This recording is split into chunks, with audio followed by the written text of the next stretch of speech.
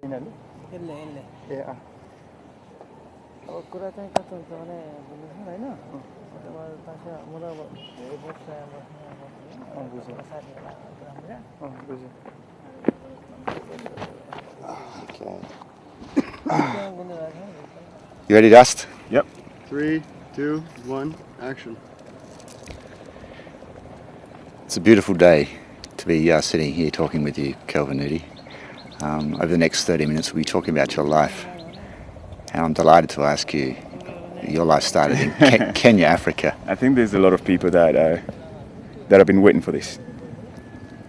Yeah, for the past couple of years I've made some statements, and I've been on a journey looking for something, and so people have been asking why is this guy going? And yeah, today is that day that I want to bring out my perspective, my past, is my story and my understandings of it. In Africa you've had some incredible education experiences, you've developed your mind in many ways, but it wouldn't have come about had you not have met some key people. Who really stands out in your mind as someone's influenced you in Kenya? One person comes to mind, Joseph Kuzera. This is my primary school best friend, a guy that I met when I moved. I made a change in my life when I moved from the East Nairobi to West Nairobi, from like the land of the gator to this other side. So Joseph brought me up to speed as to a new environment, rich people living in this neighborhood, and I didn't speak English properly, So Joseph had that intelligence. He came from a very intelligent family, and but most of all, he's a man that introduced me to computers, something that would end up changing my life forever, and would be very major in my life. Yeah. Now, you weren't in Kenya for very long. 18 years of your life there. How did you transition to China, your next destination, the next country where you spent some 6 years?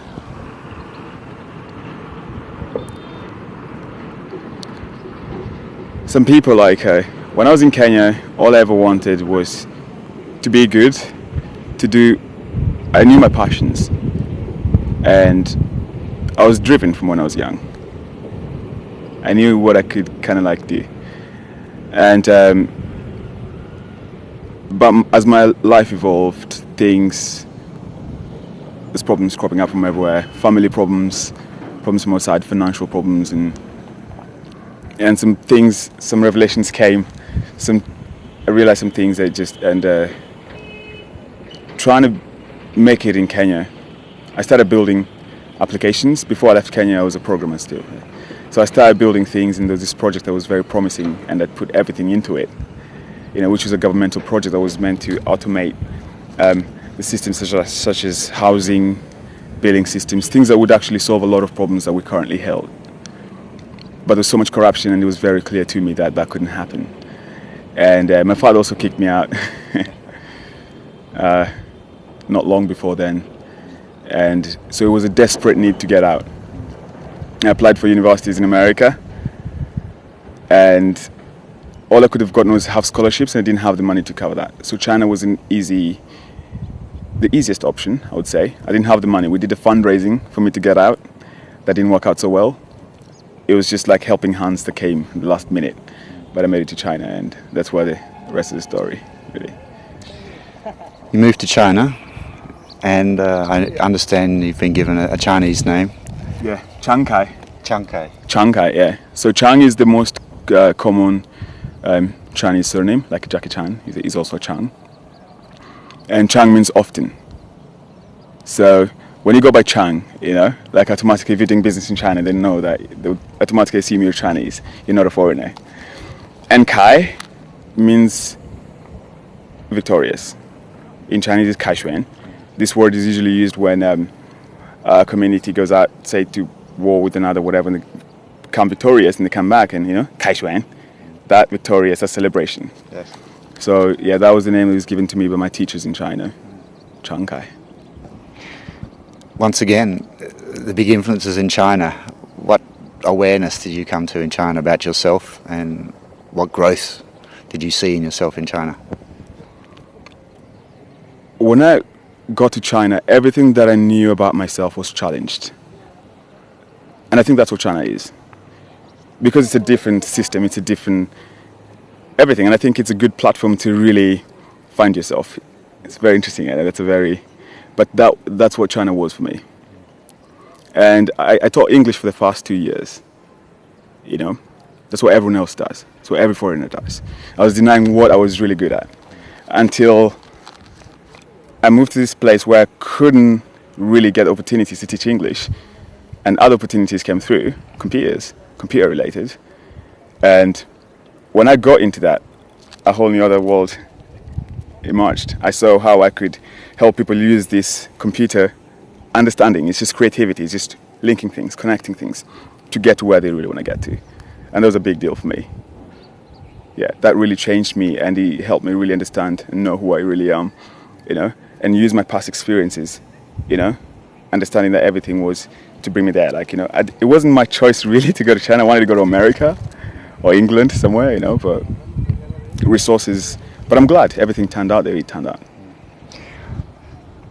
Amongst the people you met with in China, and there's a great number of people, who are some of the people that inspired you most? Do you have a person in mind? Inspiring people in China. One is that people wouldn't really expect this, but it's a girl. It's a girl that I dated. Her name's Victoria. So she's from Argentina. Her family moved to China for missionary purposes. The father was the church I used to go to. He'd preach there, he'd speak there. He spoke only Spanish, and the wife always translated, but he was a powerful man. He always spoke to me. But he loved me. He showed me love. And through the daughter, she gave me so much understanding. This relationship helped me know and learn so much about myself. And I wasn't rich at the time. I didn't have money or whatever, you know. So this was someone that showed me a different kind of thing. And I was successful because I was happy. I was happy because I had good people around me, you know. And Victoria was that person. Yeah. You felt empowered around her? You felt confident? What other things did she share with you? India. You moved from China to India with a few countries in between. Mm-hmm. Let us know about that transition. I left Hong Kong. That was December 2012. And I flew from Hong Kong to Thailand. It was a one-way ticket. And when I got there, it was easy for me to just forget everything. So my company, I had an office, everything ran out. I never went back. I was afraid of running out of money, which happened. And in Thailand, this created certain experiences, because without money, but I also had that attitude that I was not fearful. Like, you know, it was a good place to, you know, to suffer or whatever, you know. But I met people. There's people that came, John McCockle, this American kid. He's going to do great things, you know. But very interesting people came to my life. They gave me so much, and I also had an opportunity to give back. And this is where I kind of saw where I was going with, where my life was going, you know, based on the experiences I shared. You know, it really impacted people in a certain way. And Thailand was very interesting, and I was there for the full moon party as well, the 2012. That was the craziest full moon party ever. Apparently the world was going to end 2012, you know, but it didn't happen. But the traffic that was there was crazy. So it was really interesting energy. People were there all in a certain vibration, and I felt blessed. There was a certain power, but that's also the time that the thing changed. And Malaysia, that was the next stop from Thailand. We took a boat overnight in a bus, and we got to Malaysia. Langkawi, I was there for a while, and it was a good place to relax. And it was an environment just like Pokhara right now, just mountains and lakes. So it was very good for my energies as well, and just calming down and getting that meditative state. I was not really meditating, but I was in that space of calmness. And afterwards I moved to Kuala Lumpur, you know, again, and I met John Barksdale.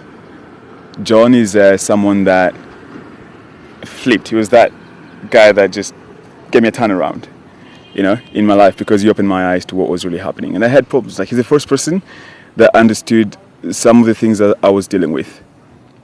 I was born with a condition since I was 3 years old. Like, I can't sleep properly. So every time I sleep, I'd bang my head, and, you know, many doctors have tried to look at me. I've seen my mum cry over this so many times. I've seen this pain, and it was a big burden for my family, you know. The so-called men of God have placed their hands on me. Benny Hinn, a famous minister, came to Kenya one time for a crusade when I was young, and my mum literally dragged me to the front of the crusade so Benny Hinn could place his hands on me. But no one could understand it. And there's a point I was seeing doctors, they even did whatever's on me, but they found that there's nothing. They thought it could be a tumor or something that was wrong with me. You know, but literally for 7 hours a night, I would just bang my head like that. And my father was not, my whole family literally, I mean, they were bothered by it. And my father didn't really take it positively. Like, he would beat me when I was young, you know, so that really made me even create that resistance. Yeah, it was not a curse. And I've seen people that suffer from these things. And so John really helped me understand a lot of the things, because he came from that point of view. Like, he had his experiences, you know. And so using a very logical way, like just guiding me, and kind of holding my hand and showing me things, both in business. He changed how I did business, you know, the whole concept of network marketing, which is going to be a very big, it's a natural order of things. Network marketing involves connection. You know, this is something that John impacted in me, and with spirituality as well, that direction. So he's a man that we're going to do great things together in times to come. Yeah. A lot of people associate India with spirituality, and many journey to India to understand the spiritual realm of India. Yeah. What is your feelings on that?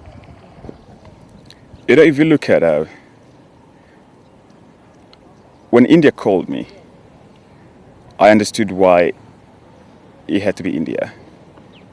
Because I traveled other places. I came from Africa. Africa is a pretty spiritual. But there's something also about the earth. The earth is a living organism, just like the human body is. And the human body has a kundalini, the energy serpent. And the earth, as a living organism as well, has a kundalini. And the kundalini, wherever the kundalini resides,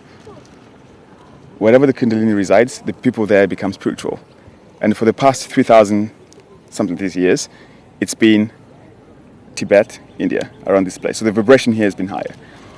So India generally is that place where, if you come with that space, vibration of acceptance, you know, you can easily create. It's because love is the power of creation. And when you come, you can get away out of all that chaotic city madness and all that. It's an option for people that can't control themselves in these environments. You can come here and you have the environment and the people. It's all energy. So many people, like Rishikesh, where I was, is a yoga capital of India. So people there are always in that vibration of searching for something. So you just connect with these people. This is what India is. And it's got so much to offer to the world, really, I believe. Kelvin, you're also known as Kripa Shankar Giri. Yes. That's a beautiful name. Thank you. I love it. For the people It's always, watching. You got to be thankful when you get a good name. You know, when it's given to you by a teacher, you know, there's some names that come to you, some things given to you that you can't deny. You know, you have to take them as they are. So I'm really grateful for my name. And That was a name given to you during your discipleship initiation. For the people watching, can you translate the 3 words Kripa Shankar Giri? Give us an understanding of the power behind those words. So, Kripa means blessings or mercies. Shankar is the name of Shiva. When he was reincarnated here, his name is Shankar. So basically, Kripa Shankar means the blessings of Lord Shiva, who is a powerful god in India. All gods are powerful. Beautiful. All gods. Now you find yourself in Nepal. Can you give us an understanding of how you've spent your time here and the discoveries you've made, the meditation, the yoga, the conversations. I mean, you're looking great. You're feeling wonderful. What's been happening? Well, I made a breakthrough, a spiritual breakthrough, you might call it, while I was in India. I went to India with an intention. And my intention was very clear. I needed answers, otherwise I was not going to go back to the world. There was no reason. I knew that just working, doing my daily things to try and help the poor, that would not solve the problems that we have.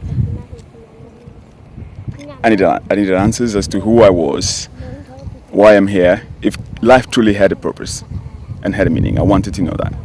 Then, because I believe that would reaffirm my beliefs, and I would be more productive.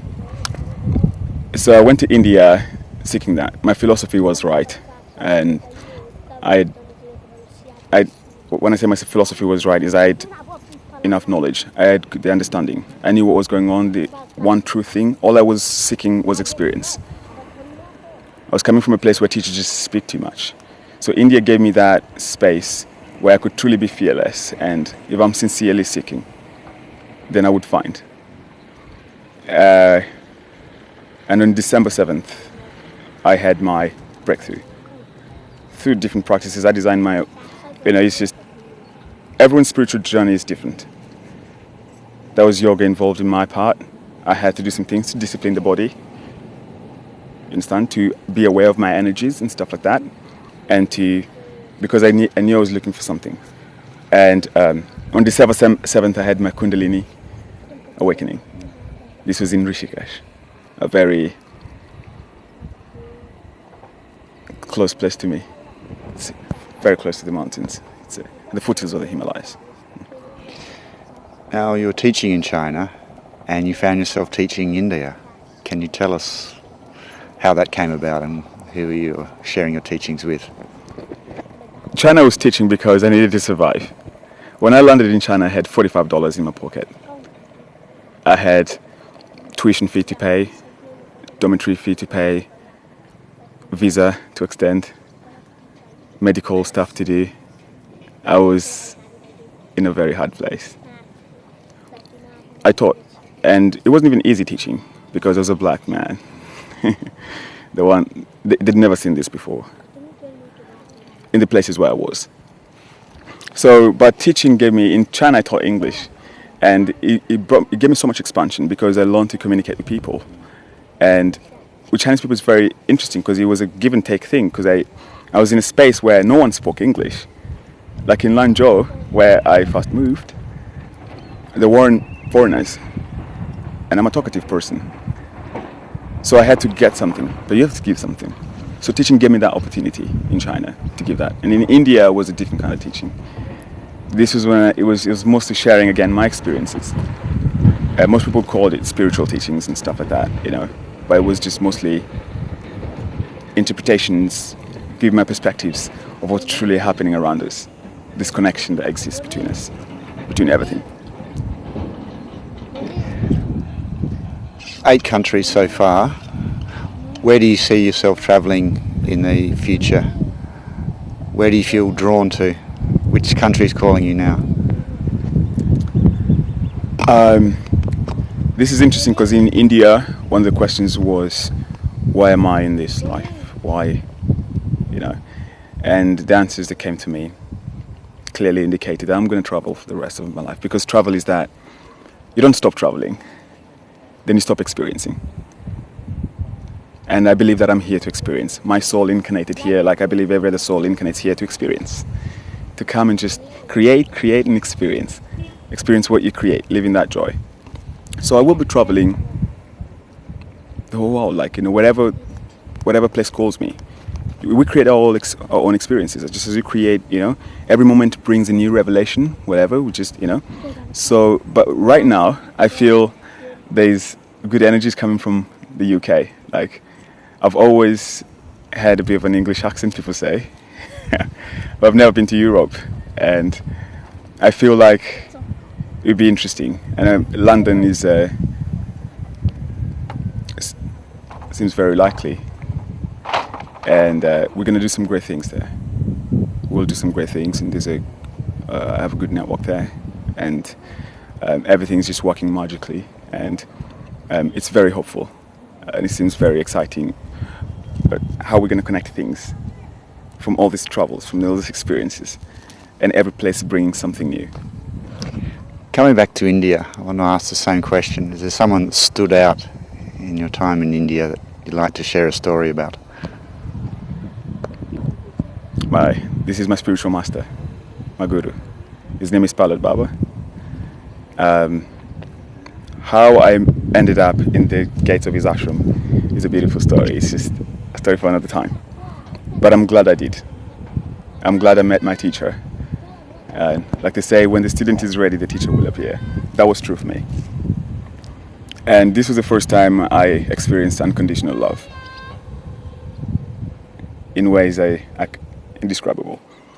And I stayed in his ashram for a month. He wasn't in the country then. He travels around the world teaching, giving people discipleship, and he came here with a very high intention. And so when I was there for a month and reading his books, he's written so many books. His philosophy, his perspective towards life and mind merged. I understood, I remembered. He helped me remember who I was, even before he got there. This is how I knew a powerful man. He knew I was there before he even got there, This is the experience that I was seeking in India, some truths, things that I can see. So, and when I met the man, my life changed after my initiation and doing my whatever, just awareness. This is his message. It's awareness. It's do not seek any answers outside you. Just observe. Because whatever's happening outside and inside, they're related. Same thing. And all the connection is there. All of us are one. But seek your own truth. Call for the experience. Because we have the power within us. He taught me this. And with very few words. This is, with very few words. People, the questions, one time I asked him a question. And this was a question that was a deep desire in my heart. I asked him, Babaji, how do I pray? What is prayer? And he answered me. Subconsciously, I knew the answer. But, when he spoke it, then I felt like I knew it. And he told me that prayer is a lifestyle. And from my own experiences, the way this truth came to me, it was very powerful. But he would speak to me like we would use less words. But all my experiences, I would, his teachings would be with me. He moved my life, he changed my life, and he put me on that path that I was always seeking to be on, to find myself. And now looking back, I can say there's more light. I understand more as to where I'm coming from, where I've been, why the things that happened to me did happen, and how it's all beautiful, and what's coming ahead. Yeah.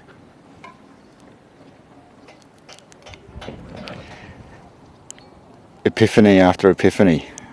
Hearing that from you is beautiful. I wonder, as your travel experience grows and your network of friends grows, how do you want to spend time with people? I lived my life in a very interesting way, people find. I don't seek to go out and do whatever, because then you stand the chance of whatever, of failure, disappointment, things like that. I believe in being in the present moment. This is a truth that changing my thought system, this is what India did for me. Changing that thought system, truly making me believe that I create my own realities and that everything is already present. That if the soul had an intention to come here to do something, that purpose, you already prepared everything. So if you truly are, just stay in the moment, just do your duty. Always be everything, every moment is an opportunity to give. It's an opportunity. Then everything comes. The friends come. People you couldn't have possibly created. You couldn't have said like, oh my God, I want to spend time with people like this. Things just come. Every moment just creates itself. And it's a beautiful day. And this is what, like, since India, I've been living in this joy. I love my life now. I appreciate it. I'm very grateful for it. I have everything I need.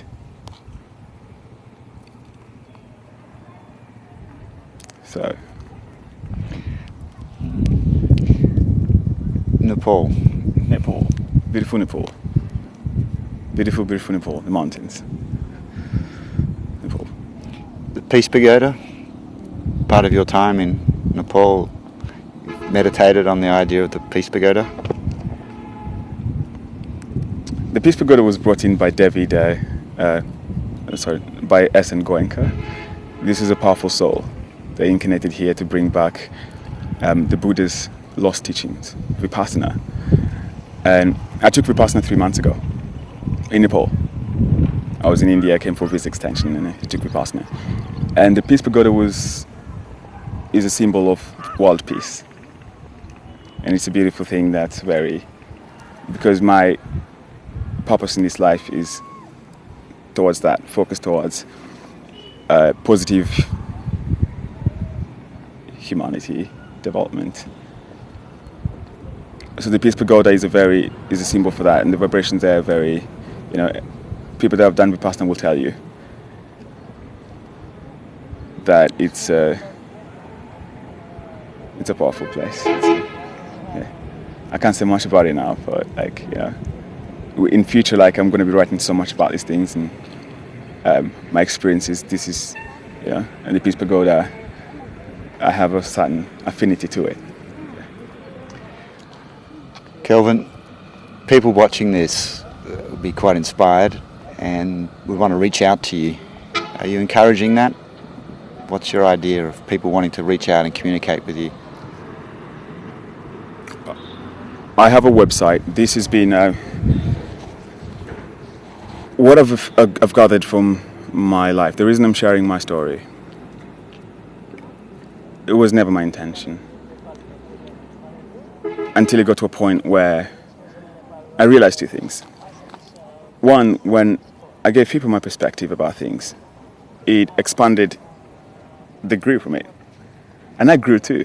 This is the second thing that I realized.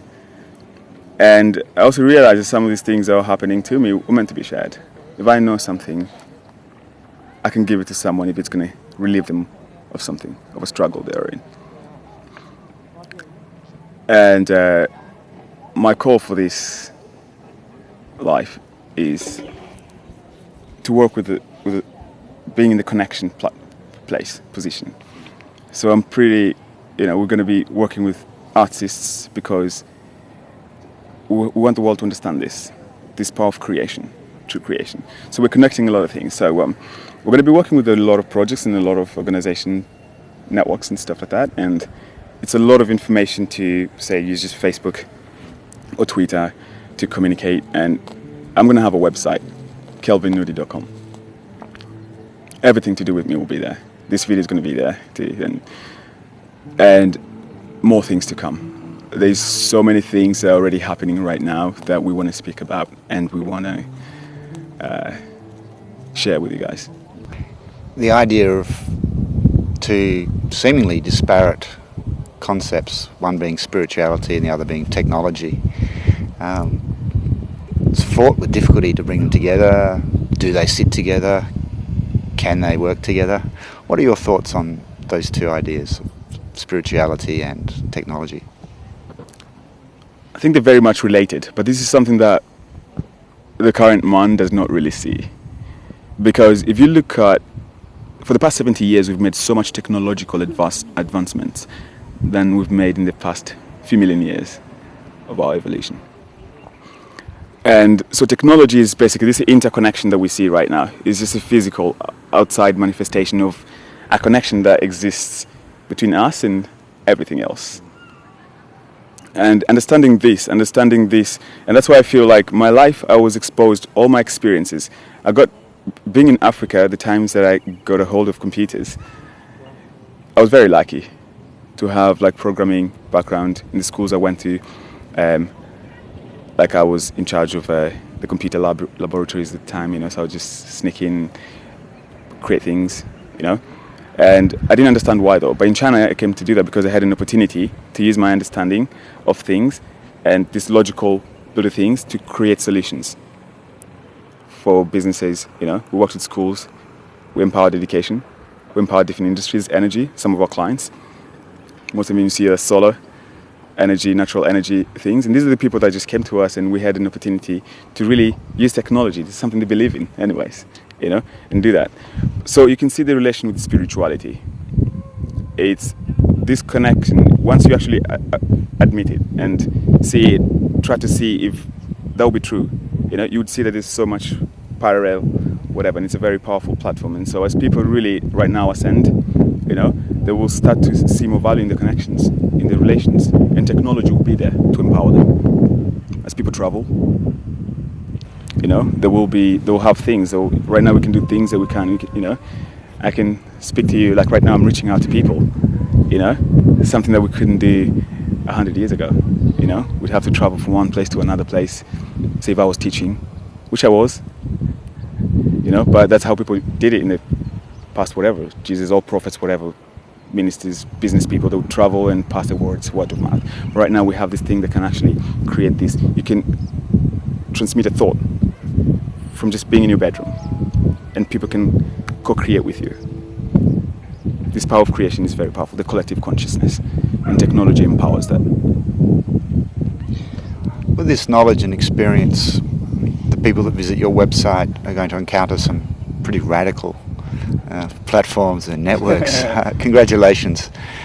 Could you talk about how this evolved and what we see on this website and how people can engage? So Kelvin Nudi would be just my story. It's the thing that's going to be changing is the blog section, which I've called the present life. It's just what I'm, so it's going to be my experiences and my interpretations of them, because these, from my past experiences, it's benefited a lot of people. So I want to keep doing this. And I'm grateful for technology. I think it's a sacred thing we have here. The power to, before we would just have photos, videos, and whatever, but right now we really can engage people and create, you can connect with your audience and, help each other, whatever, work on something together. So two things.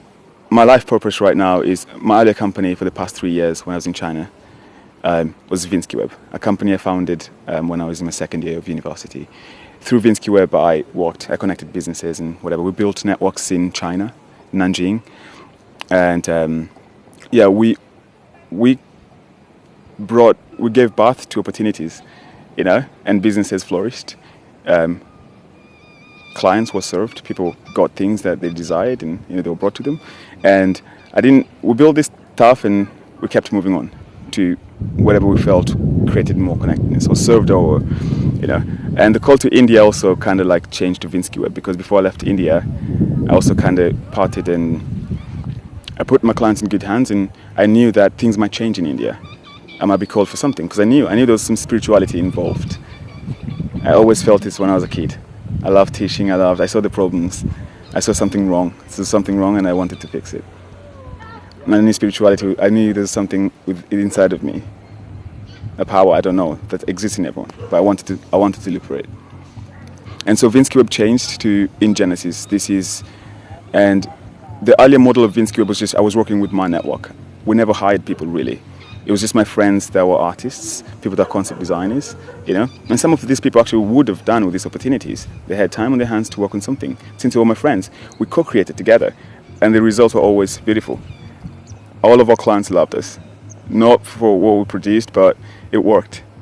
What we did worked. That's all we wanted to be judged by. And so in Genesis is again that.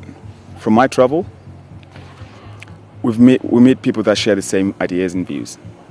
And this vision will be expounded upon on whatever. And as I'm traveling, I believe travel is that sacred experience, and I believe that one of the things I've been called for, my calling, is to bring about a platform that would create opportunities for travel and empower travelers. As they keep on moving, they can share, because everyone that I've met, a lot of people that I've met from my travels, someone has something beautiful to share. And we want to empower them because we believe in this sharing.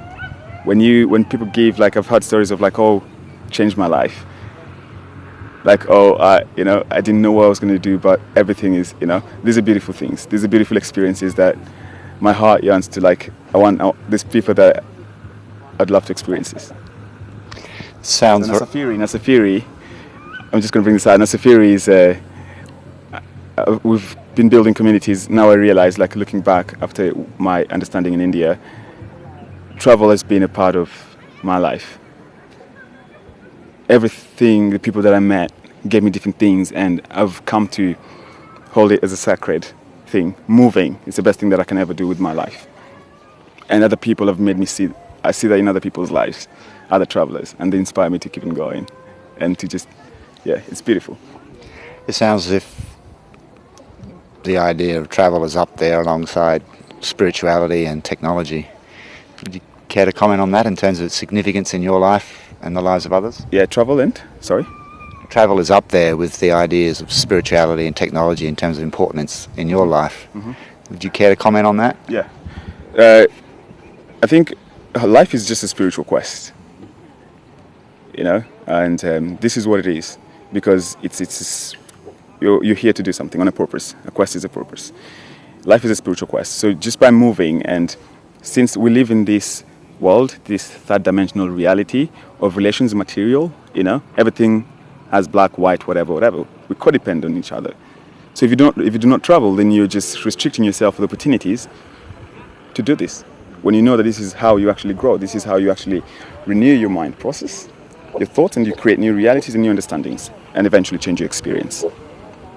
This is why travel is a sacred act, like it's moving, because you're giving awareness to things. You're acknowledging the presence of this, and you're moving into that space. So it's a very, but we don't see it that way. We don't see it that way, and it's because we live in beautiful times right now, because we have means now to share ideas, information very quickly. You know, in our parents' age times, they didn't have these opportunities. You know, so someone in Africa, in my village, Siaya, where I come from, there's wisdom there, beautiful wisdom. But you see, these people, sometimes, like, I know of these things, and I meet other people that would speak of them, and I'm like, oh my God, I wish that the world would be, you know, people would really know, move around and know what's really, because the world is so big. You know, what's happening in your side of the world is completely different from what's happening on the other side of the world. Not, you know, both are beautiful. When we can actually create this platform that really encourages and empowers sharing, right now, more than ever, we have the tools and the power to do it. And the understanding and the desire is there, you know, from a collective perspective. You know, we look at everyone's calling for it, I feel. So the evolution of new technologies, new platforms are bringing about an evolution in awareness, mass awareness. Yes. And that's what it's connectedness. Yeah. Mm-hmm. Mm-hmm. Yeah. That's what's going to happen, because as people share, what they're pretty much doing is bringing into awareness what you already know. Right? So you tell me about an experience. That's why nothing new ever surprises us. You know? Otherwise you'd see like a butterfly fly off this cliff and you'd be like, ah, you know? But that doesn't surprise you, because deep down, in the heart of hearts, you know this, you know? So by sharing experiences, we're bringing into awareness that which we already know. And this is the most important thing, because this is the only way you can change your thought system. You can't fool your mind. You can't just read philosophy and just say, oh, wow, yes, it will make sense to you because you know it already. All this religion, we know it already. We know inside of us. The truth is, it's just this denial that we need to change this. It's this reprogramming. This is why I love computers and I love programming, because it's the computer systems. They're very logical systems. What you put in, you get out. I wish if humans lived like this, it would be very good, right? Like what you really know, you experience when you walk, you apply it, then you change the thought system. Then you create your own truths. This is your religion. Every man is a religion. Very powerful topics you share with us today. Getting me too deep. Yeah. And your background is fascinating. I would like to ask you, do you have any final words for the people watching this video and learning more about Kelvin Nudi?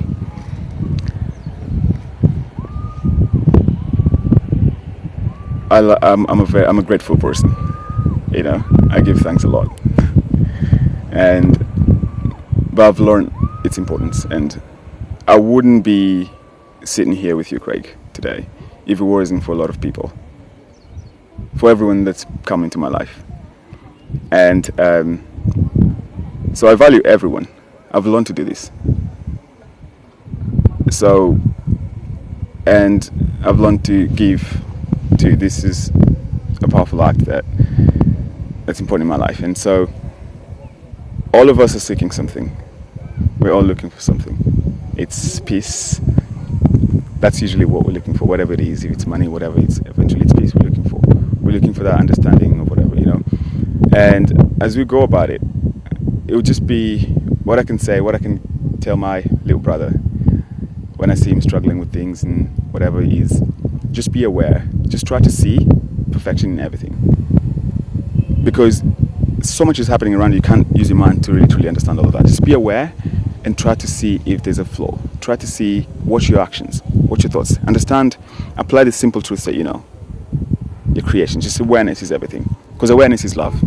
If I pay awareness to you, if I'm speaking to you right now and my mind is away, you know, my awareness is not here. I can't generally say that I love you. So awareness is just basically love. And if we do this, then we'll start to find that connection, that harmony with everything. And it will be a truth to us that, you know, what we're experiencing is truly our creation. Because it's a deep desire for me to see our one humanity.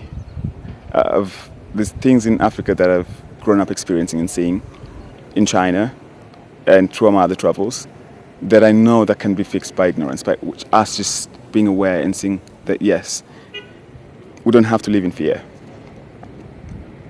We don't have to live in fear. You know, so these are very strong topics, and but I think we live in exciting times, and you know, and like the social systems right now are not very nice. You know, everything's collapsed. Schools, education, and unemployment rates. My friends, a lot of my mates, are not in very good positions. I was very fortunate because I put myself in very fearless positions, and this is what my story is all about. I'm trying to give it out. Make you understand from what I understand. This is what happened to me. There's good and bads. There's beautiful stories and there's sad stories. But everything has a reason. Everything has a reason. So everything that happens to us happens by chance. Even the fact that we're connecting right now. Kelvin, I'm so looking forward to keeping in contact with you and speaking with you again. It's been a beautiful day lakeside here in Pokhara, Nepal. And you're a beautiful man, and I look forward to speaking with you again. I look forward to a lot of things with you, Craigie. Yeah, I know it's been a pleasure being with you here. I didn't think this would turn out like this. You came from your sent here. You know, you're present. You're present for me. You're present for me, major present. And you know this. You know, it's our time in Pokhara and what we've seen here. You know, we have stories to tell. Yeah. You know, and this is one thing. This is what connects us. It's these stories. It's these moments that we co-experienced and with other people, and the influence, what we saw from it, and what we learned from that. This is all that matters. And I'm thankful that you were there, that I had these people around me. And yeah, I wish everyone, just love. Just love. Thank you, Kelvin. Just love. Thank you, Craigie. Namaste. Namaste. Namaste.